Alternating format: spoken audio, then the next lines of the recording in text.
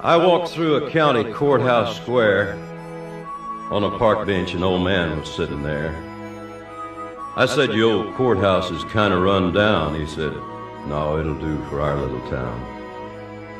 I said, "Your old flagpole is leaned a little bit, and that's a ragged old flag you got hanging on it." He said, "Have a seat," and I sat down.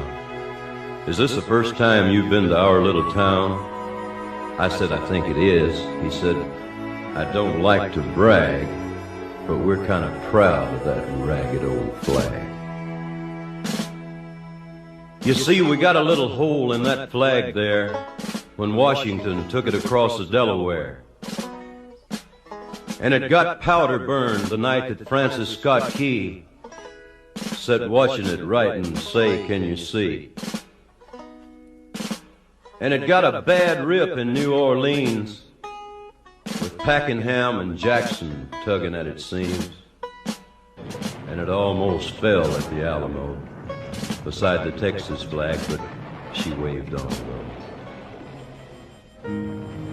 She got cut with a sword at Chancellorsville, and she got cut again at Shiloh Hill.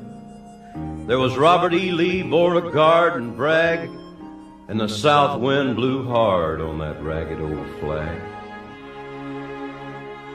On Flanders Field in World War I, she got a big hole from a Bertha gun. She turned blood red in World War II.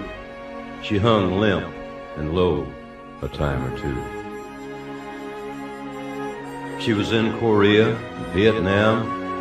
She went where she was sent by her Uncle Sam. She waved from our ships upon the briny foam, and now they've about quit waving back here at home. In her own good land here, she's been abused. She's been burned, dishonored, denied, and refused. And the government for which she stands is scandalized throughout the land. And she's getting threadbare and she's wearing thin, but she's in good shape for the shape she's in. 'Cause she's been through the fire before, and I believe she can take a whole lot more. So we raise her up every morning, we take her down every night, we don't let her touch the ground, and we fold her up right.